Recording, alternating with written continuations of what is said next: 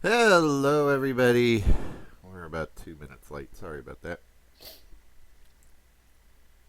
I don't time this right and I gotta start the computer up, it takes quite a while to get everything up and running here. So, we're back for another live streaming event here, and it's Friday. You know what that means? It's the weekend right after this. At least my weekend starts right after this. So, I'm very excited about that. We're going to be talking about UV elements, kind of in general today, and still starting up some software here. Everything. A lot of this stuff gets started up before I get going with the streaming usually, but if I don't boot up my computer fast enough in the morning, it just takes forever for it to get everything running.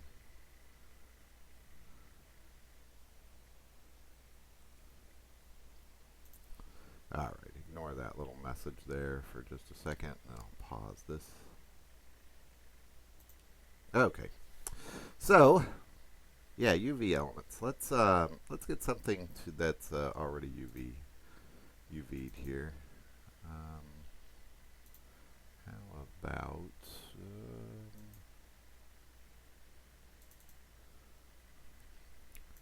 let's see what we got to choose from.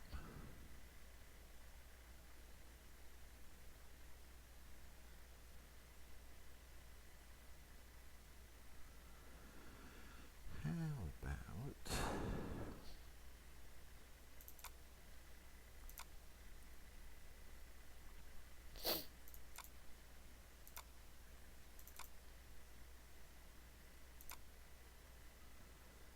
yeah, I'm looking for something interesting here. We can UV.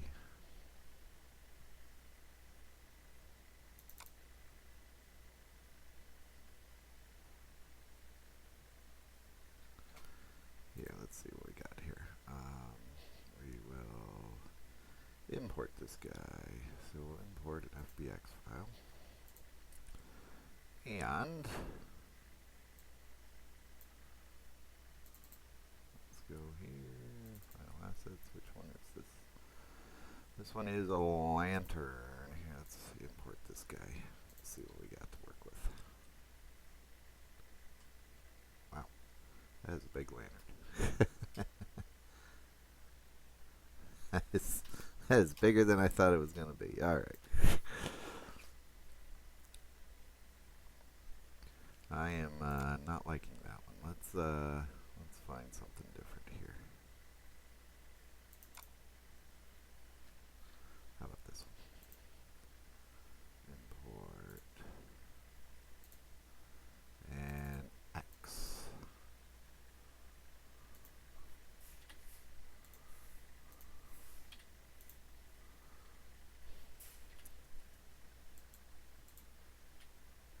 There we go. I think this guy will work a little bit better.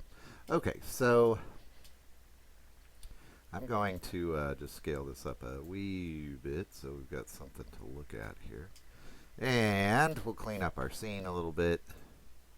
You're seeing all of the usual prep that goes on before we start streaming, but it's Friday, so it's okay.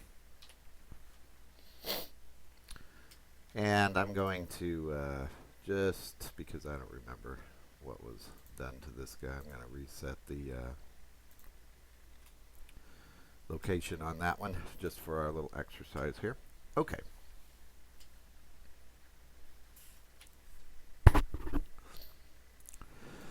So let's take a look real quick at this objects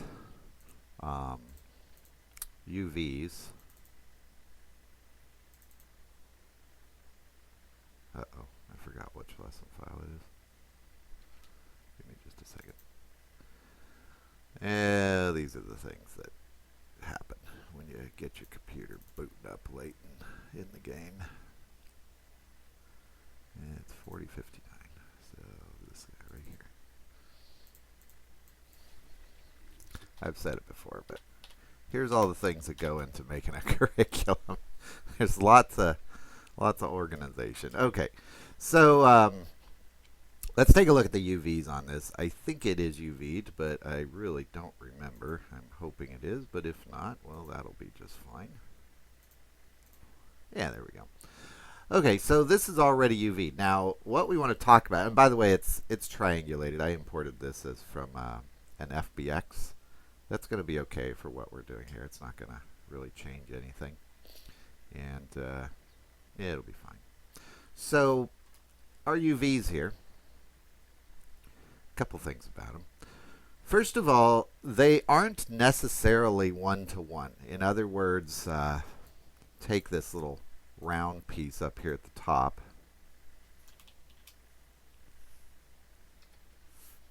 Okay, we'll take that handle piece right there.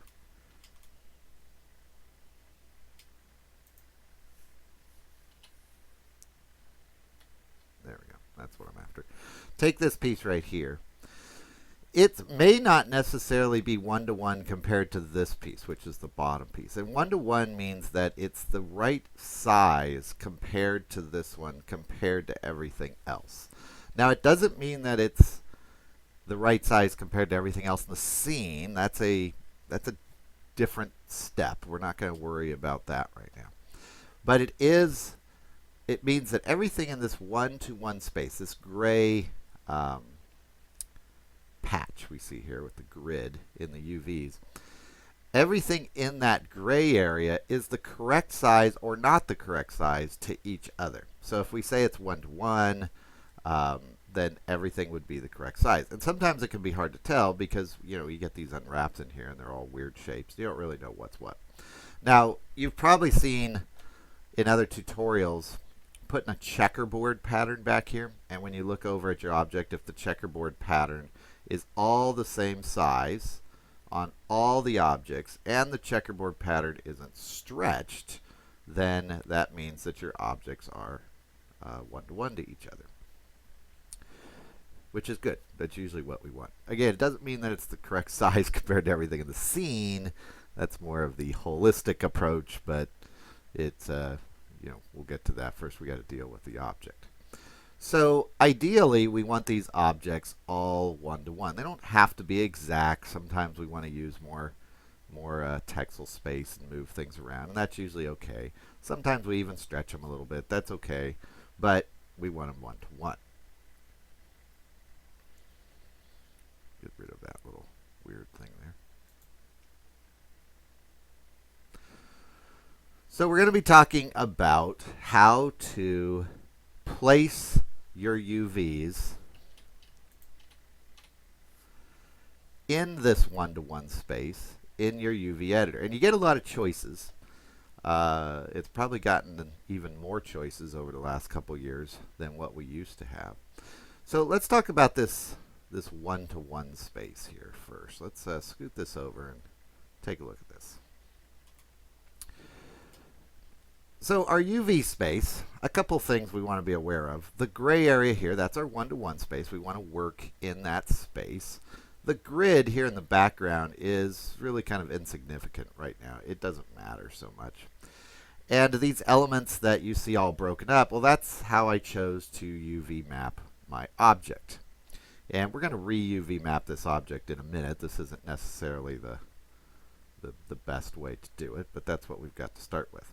And you can see parts of our axe that we'd recognize. Here's the blade of the axe. It's kind of folded over on itself here. This is the top and the bottom of the handle. This, I'm assuming, is the handle. This kind of empty spot here is where the blade plugs in. You can kind of identify different parts. This is the side of the blade, so forth. And it's triangulated right now because I imported it from an FBX. That's not going to matter at all. Whether it's triangulated or not doesn't matter. If we were to move this over here, select elements on our model. Now we could do that a couple ways. I need to scoot this window over. This is not the best designed interface, to tell you the truth. A lot of the stuff I need is kind of over in here, so it's always getting covered up. This little button here becomes important. We've talked about it before. That's the sync button. And we can turn that on and off. Off means it's the dark gray. Or, sorry, on. Yeah, that's right. Off No, on is the dark gray, sorry. Off is the light gray. Don't like that. It needs to be a color or something in the background. See, like that. Blue. Very obvious. Uh, and we can come in here now and select elements when we deal with that sync mode. So you can see here I can highlight elements in my UVs by hitting L and hovering over the top of them, which is very nice if we want to move things around in our UVs there. Over on this side, I can hover over elements and select them in my 3D view the same way. And just remember, you just go between sync modes. So back and forth between your sync mode to get that to work. So with it in, we'll call it dark gray mode there, it doesn't work so well. You can see. I could select them over here in the 3D view, just not in my UV editor. And so usually I have it set up like this, with it in, we'll call that dark gray mode or on, which should have a color in the background. And over here I can hit A to deselect and L to select elements. Now, it's selecting UV elements, so that's totally dependent on how you've broken this up over here. If you have this model and you've broken the UV elements in different ways, you're going to see different selections over here. So it's a nice way to select stuff. It's something, Blender does that really well compared to some of the other programs. A lot of programs you have to like click on a polygon and hit a button and then it expands out. Blender's got that nifty little button trick. But we don't know if we necessarily want our UVs broken up this way. So what I'm going to do is select everything here on my object. I just hit A there. And remember, if your selections aren't working correctly or the same as mine, it's probably that sync mode. Once you get over here into the UV elements, that sync button is effectively everything. One way or the other, it changes everything.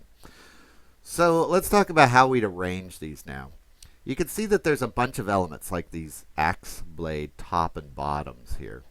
It's this part here. That we very well could flip around, rotate, and layer on top of each other. Let's talk about that first. You can do that, and there's lots of reasons you would want to do that. First of all, it's efficient. You're using less space. Less space means these elements could be a little bit bigger, and you're going to get a little bit sharper detail. Or maybe you could use a smaller map because you're using less space. All good things. The drawbacks are, if you're going to take this model into, say, a PBR-based program like Quixel or Substance or whatever else comes out, then whatever you paint on one surface is going to translate to the other surface because they're right on top of each other. Also, if this piece here is not exactly the same as this piece here, which in the case of my my axe is probably true. You can see this shape here is a little bit different than this shape. Then when I bake out my normal maps or somehow get my normal maps, whether that's another program making them for me or I'm baking them from a high to low or whatever, this one doesn't have a high to low, or I go and sculpt on this, then the translations are going to get all tangled up because you're going to have a slightly different translation of that information, high poly information, normal information, bake information, whatever it is, on two pieces. And so you get this kind of garbled up normal map that's really not usable. So the question is, should I layer these on top of each other? Shouldn't I? I'd say that's totally dependent on what you're doing. If you're making an object that's just low poly and you're just going to be painting maps in Photoshop, well, I don't know that there's any huge drawback because whatever you paint in Photoshop it's like a template. It's just going to sit underneath this. Whatever's on top of it, it's going to translate to. It really can't get too screwed up either way. So if you're just going to go to Photoshop, paint a map, kind of the traditional route, then you can kind of do whatever you want. Now, you may not want the same image on these two pieces, but if you don't want the same image, they'd have to be separate. Also, if this is only going to be a low poly model, you've made it low poly, it's going to stay a low poly, maybe it's going into tablet game or something where you're just not going to ever be very close to it, so that's fine. Then you might as well group these up. It's just going to save you some time. You don't have to paint on both sides. You don't have to go through the process of flipping things. You're probably going to want a smaller map anyways, so it's a good thing. If art director or boss or whoever tells you that you got to fit all this on a really tiny map, where you're probably not using a normal map anyways, because if you're using something as small as like a 512 or a 256 map, your normal map's not going to be coming out very well anyways. So you're not using a normal map really at those sizes. Then you might as well, because the map size alone is going to dictate how you got to fit this stuff in there. So there isn't a right or a wrong way. I'd say if you're going to go the old newfangled route of either baking down from a high poly to a low poly, or you're going to take this model directly over to a PBR program for texturing, I would make all these separate pieces and not deal with overlapping. You're probably just going to inherit more problem. And again, you're probably using a much larger size texture map anyways, so the space shouldn't be that big of an issue. I don't know what size texture map this is supposed to be. We'll assume this is going to be an object you're not going to be holding in a first-person shooter type game or anything. So we're going to make this a fairly small map. So let's talk about how to place these guys. Once you have unwrapped your object, and you can do that a couple ways, remember. So we can come over here to Mesh, hit UV Unwrap, and I can just hit Smart UV Project. I'm going to leave correct aspect here and hit OK. You can see that it breaks this up into really a lot of kind of junk pieces. I don't know what that piece there is. That's a weird looking one. And I don't know that I'd really want to deal with that. So you could go that route.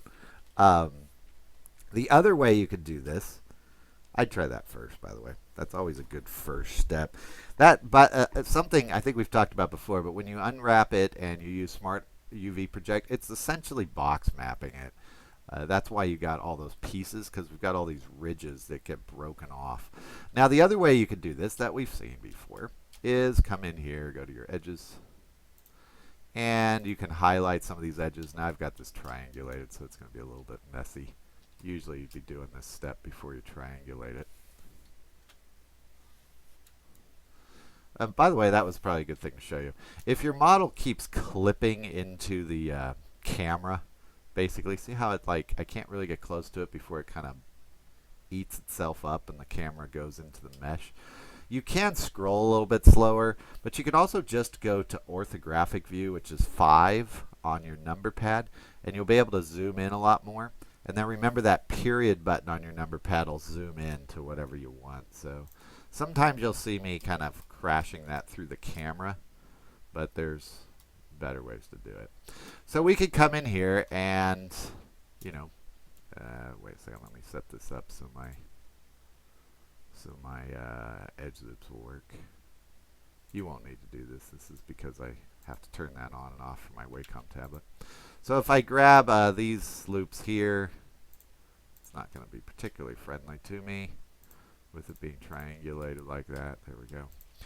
I could then grab the different loops, go down to Mesh, Edges, oops, Mesh, Edges, or Control E, and hit Mark Seam, and then those are going to turn a different color.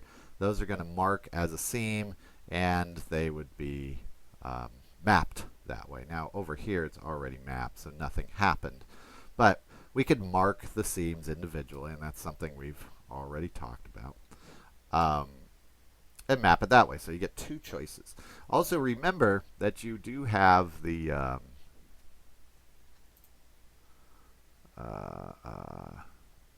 live unwrap here, which I'm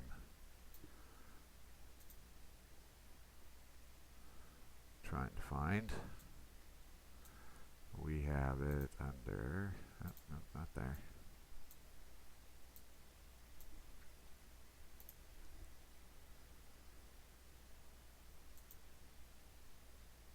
Yeah, there it is. You have the live unwrap option, which is going to be under your shader and UVs. It's right I got the wrong thing. It's under Options. There we go. Sorry, it's under Options tab. And it's this one, Live Unwrap. I believe that's also down here, maybe under UVs. Yeah, it's under UVs. It's right here also, if you want to check that box. And what Live Wrap will do is make changes to your UVs as you set the seams. It doesn't do it until you hit Set Seams, and then it'll zip over here, and it'll keep unwrapping it. I like that. It's turned off because I think it annoys some people, but I'm going to leave it off for now, but usually I work with it on. I don't need it switching stuff over here all the time for our little talk this morning. All right. So once we have all that in place, and you have this UV mapped, and I'm going to kind of intentionally come in here and mess some of these up. So let's, whoops, we'll turn this guy on. There we go. There we go. I'm going to scale a few of these up and down just so that they're kind of intentionally the wrong size.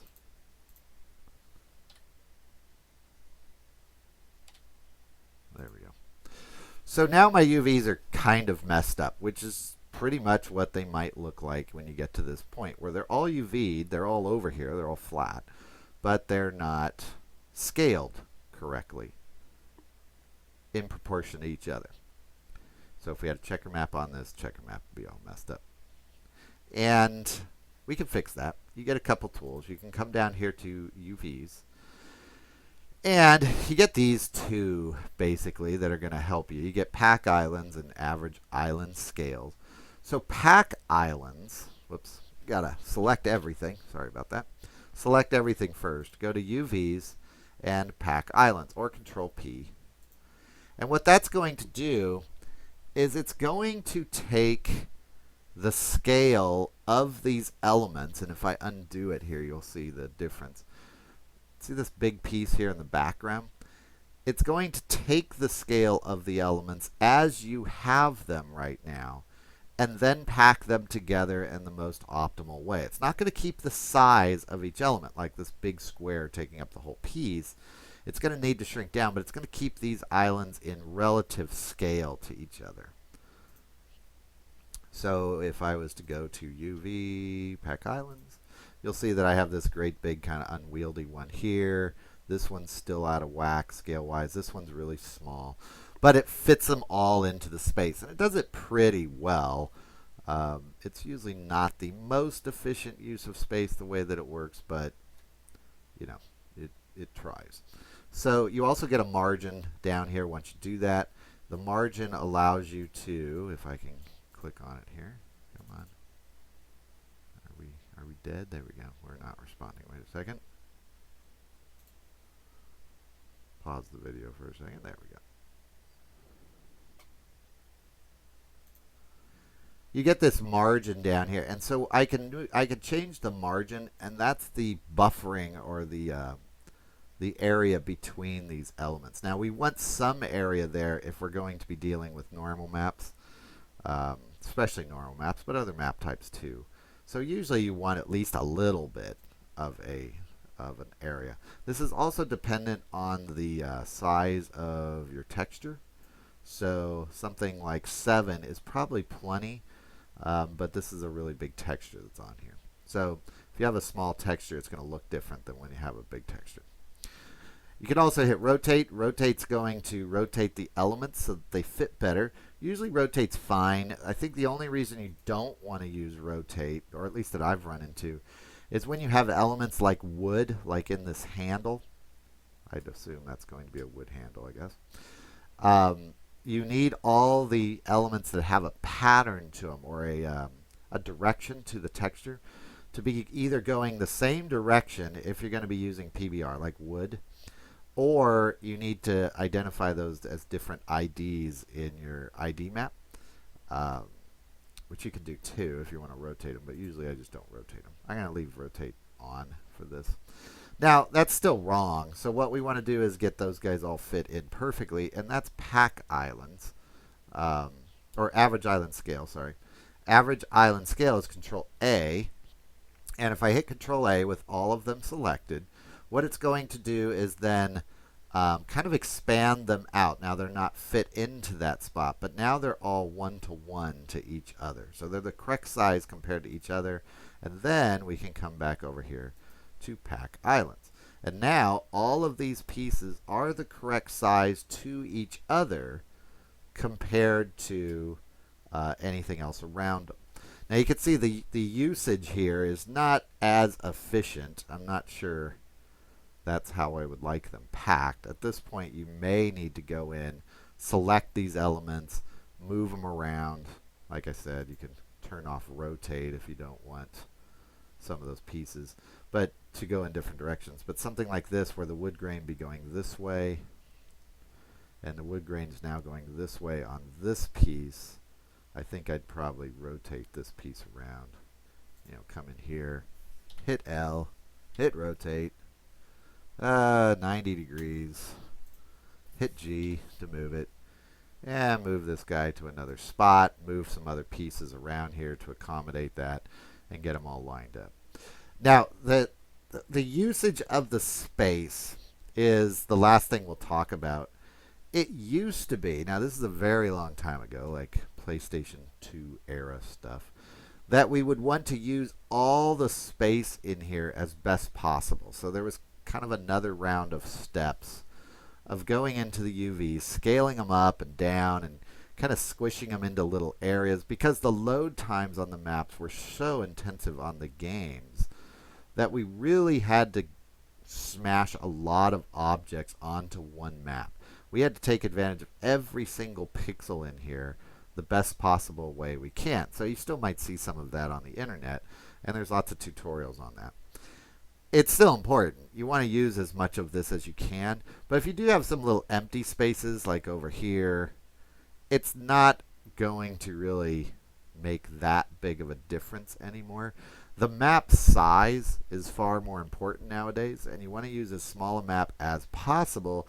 The problem is with HD TVs and PBR and normal maps and all sorts of different map types and games with close-ups of all your characters now, and just really wanting games to look detailed, you're going to have to use bigger maps.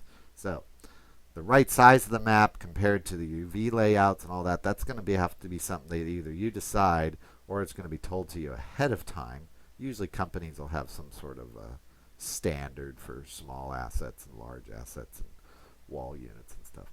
But here, you can use whatever size you want. I'd recommend something like a, 1024 by 1024 map or something for this axe if you're going to see it up close.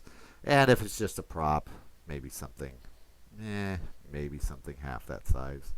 That's probably pushing it if you want a decent normal map on it.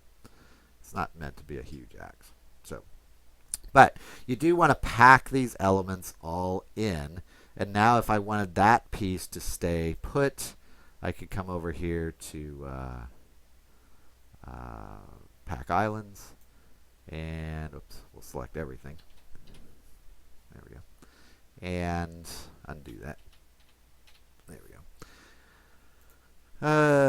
We'll go to average island scale. There we go. Select everything again. There we go. So now when I hit Pack Island, see this one didn't rotate back into that position.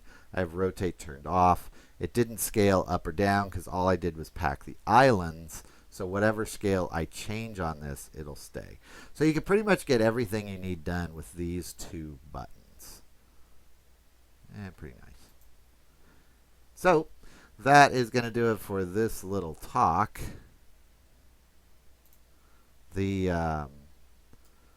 I get a lot of questions with UVs, but they tend to hover around the concept of putting UVs on top of each other. The piling on of UVs in the UV editor. And that question used to be pretty easy. It really had to do with the normal maps, and that's about all it had to do with. Nowadays, with the sculpting and the baking processes and all, it kind of depends on what you're doing with this model, like what it's going to be used for. I usually don't lay UV elements on top of each other just because I find that somewhere down the road it usually trips me up. And I don't necessarily want the same parts, but if I'm really pressed for space, you're going to have to. So, also keep in mind when you do that, things like print, you're going to end up with print backwards on one side than the other. So keep in mind, it's projecting it through the object, basically. So if you're doing print, you're not going to want to do that, or text. All right. Well, it is a Friday, and that's very exciting. I'm ready for the weekend.